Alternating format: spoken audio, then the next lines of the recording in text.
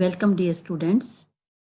Myself, Dr. Savita Chahar, Associate Professor, Department of Botany, Government Mira Girls College, Udaipur. Today, our topic is cell division. The topic cell division is the part of your syllabus of Unit 2nd, BSc Second Year Botany, Paper 3rd. Yesterday, we have studied about introduction of cell division and discussed that there are three types of cell division are found in different living organism. And the three types of cell division are amitosis, mitosis, and meiosis. And we studied about amitosis in detail. Today, I would like to teach you about the other different types of cell division. Students, अभी तक हमने जो पढ़ा था कि अर्थ पर कई तरह के लिविंग ऑर्गेनिजम्स हैं. Some are unicellular and others are multicellular. और इनमें तीन तरह के सेल डिवीजन पाए जाते हैं: amitosis, mitosis and meiosis. Amitosis जो है वह किस में पाया जाएगा? प्रोकैरियोटिक सेल्स में. और कल हमने उसकी डिटेल स्टडी की थी. इसके बाद आज हम जो पढ़ेंगे वो है माइटोसिस एंड मियोसिस. लेकिन ये पढ़ने से पहले मैं आपको थोड़ा सा सेल साइकिल के बारे में बताना चाहूँगी, क्योंकि स्टूडेंट्स कभी भी पढ़ाई का क्या है, कोई शॉर्टकट्स जो हैं आप कभी भी यूज़ नहीं करें. क्योंकि शॉर्टकट अगर आप यूज़ करोगे तो क्या होगा कि आप जो बेसिक है वो समझ नहीं पाओगे और रटोगे. और रटने के कारण क्या होगा कि आप जब 6 महीने बाद उसको याद करोगे तो आप उसको भूल जाओगे. इसलिए हमें हमेशा ही क्या है, सिस्टमेटिक उस चीज़ के जो टॉपिक है उसके सिस्टमेटिक सारी स्टेप बाय स्टेप उसको हमें पढ़ना चाहिए. तो in eukaryotic cells the cell division is a complex and cyclic process in which growth, cell division, and cytoplasmic division takes place.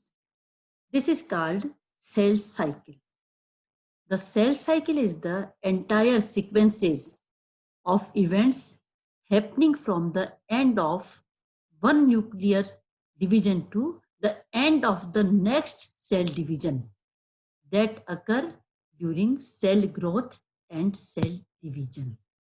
Howard and Pelk 1953 have divided cell cycle into 4 phases: G1 phase, S phase, G2 phase, and M phase. The G1 phase, S phase, and G2 phases are combined to form the interphase. So, the cell cycle is divided into 2 phases: interphase and M phase. M phase is cell division phase और multiplication phase. Eukaryotic cells जो हैं वो बहुत complicated sales हैं. उनमें कई सारे cell organelles present हैं. न्यूक्लियस है, जेनेटिक मटेरियल जो है डबल मेम्ब्रेन से बाउंडेड है, जो कि सेल को कंट्रोल कर रहा है. कमांडिंग सेल ऑर्गेनेली है. तो इसके अंदर जो सेल डिवीजन होता है उससे पहले क्या है, सेल डिवीजन से पहले सेल डिवीजन की तैयारी चलती है. फिर सेल डिवीजन होगा, सेल डिवीजन खत्म हो जाएगा. अगर मान लो फिर सेल डिवीजन स्टार्ट होना है तो फिर उसकी तैयारी चलेगी. तो ये क्या है, एक साइक्लिक प्रोसेस है. तो एक कोशिका विभाजन का जब एंड हुआ है उससे लेकर के नेक्स्ट जो सेल डिवीजन खत्म होगा उसके बीच का जो पीरियड है it is called cell cycle. Howard और पेल्क नाम के साइंटिस्ट ने सेल साइकिल को 4 भागों में विभाजित किया, G1 phase, S phase, G2 phase and synthesis and M phase. बाद में जाकर के G1 फेज, S फेज और G2 फेज को इंटरफेज का नाम दिया गया। So the cell cycle is divided into interphase and M phase.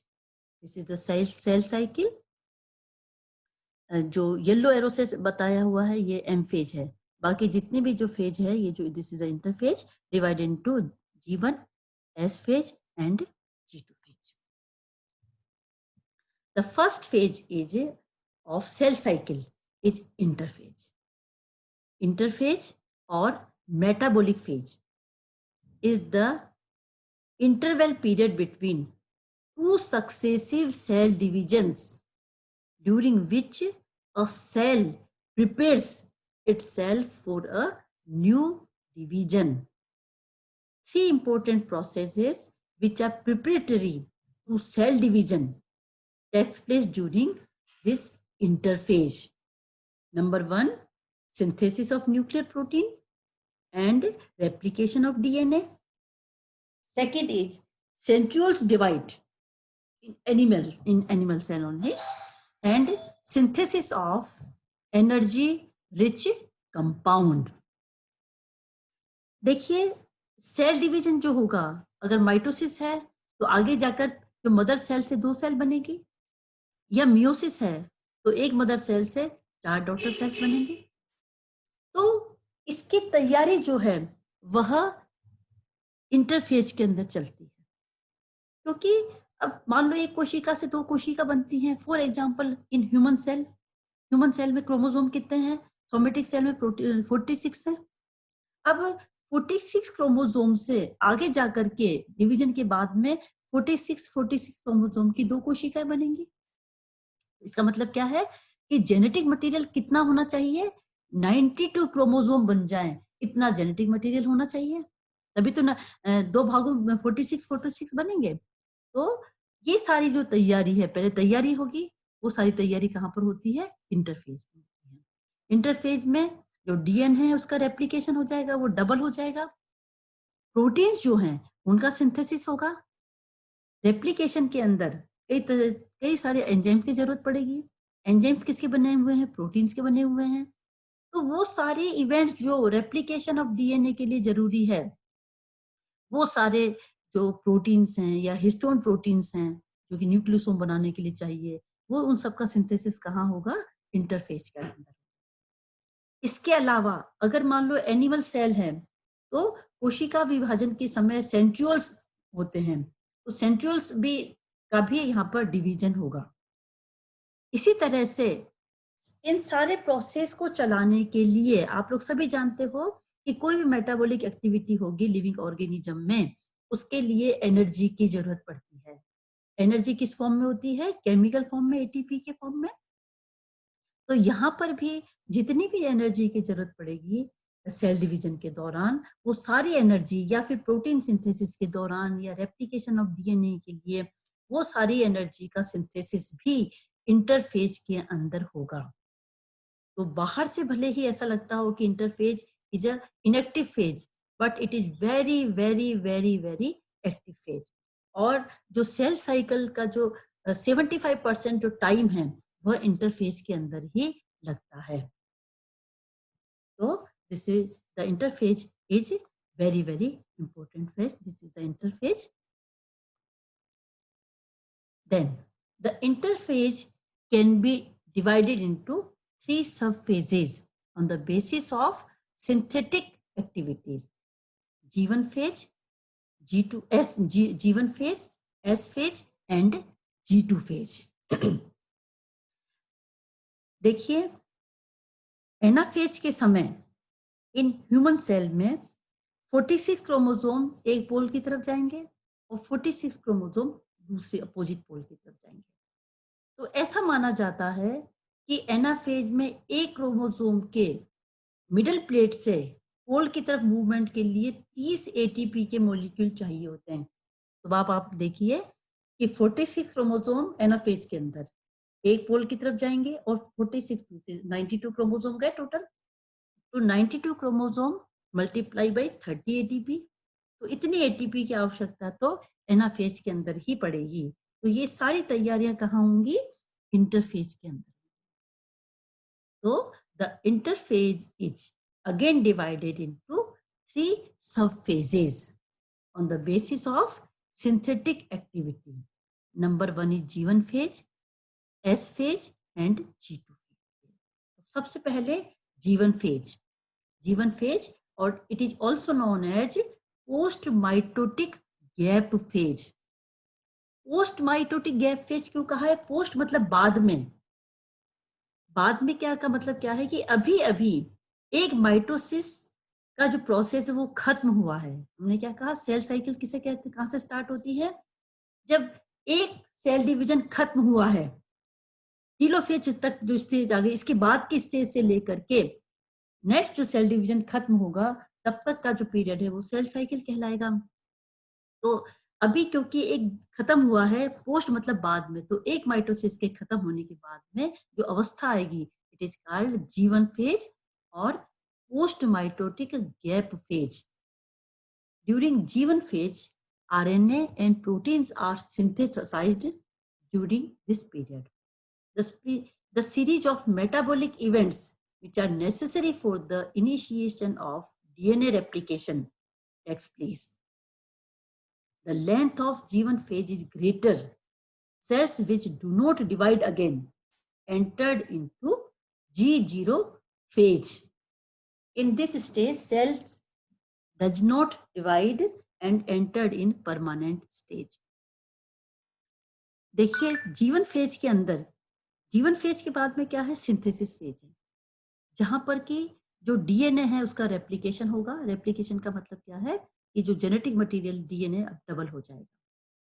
लेकिन डीएनए के रेप्लिकेशन के लिए कई तरह के न्यूक्लियोटाइड्स भी चाहिएंगे, शुगर्स भी चाहिएंगे, फॉस्फेट्स भी चाहिएंगे। तो ये जो सारी चीजें हैं वो कहाँ पर डबल होंगी? जीवन फेज के अंदर। और जितने भी एंजाइम्स जो कि डीएनए रेप्लिकेशन के अंदर चाहिए होते हैं वो उन सब का भी सिंथेसिस कहाँ होगा? जीवन फेज का होता है में होगा। और आप लोग सब जानते हो एंजाइम किसके बने हुए होते हैं? प्रोटीन के। तो इस तरह के जितने भी सिंथेसिस होंगे वह सिंथेसिस फेज से पहले ही हो जाएंगे, जीवन फेज के अंदर हो जाएंगे। अब प्रोटीन सिंथेसिस अगर होगा तो उसके लिए क्या किसकी आवश्यकता? उसकी 2 स्टेजेस हैं, जैसे ट्रांसलेशन है, ट्रांसक्रिप्शन है, ट्रांसलेशन है। वो सारे प्रोसेस भी यहाँ पर जीवन स्टेज में शुरू हो जाएंगे। लेकिन कई बार क्या होता है कि एक मान लो कोशिका विभाजन के जो सारे प्रोसेस खत्म हो गए, अब सेल को मान लो परमानेंट बनना है, तो परमानेंट अगर सेल है तो वह जीवन फेज के स्टेज के बाद में वहीं पर रह जाएगी और वह G0 स्टेज के अंदर एंटर कर जाएगी। G0 का मतलब क्या है? कि अब इसके अंदर आगे जाकर के डिवीजन नहीं होगा।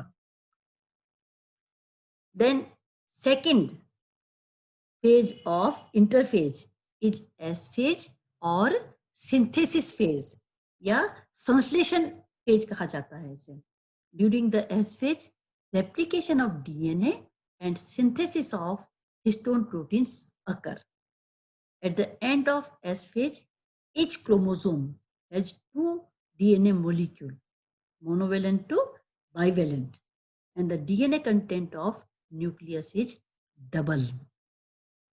सिंथेसिस फेज के अंदर डीएनए का रेप्लिकेशन होगा, साथ ही साथ में हिस्टोन प्रोटीन का सिंथेसिस भी चल रहा है।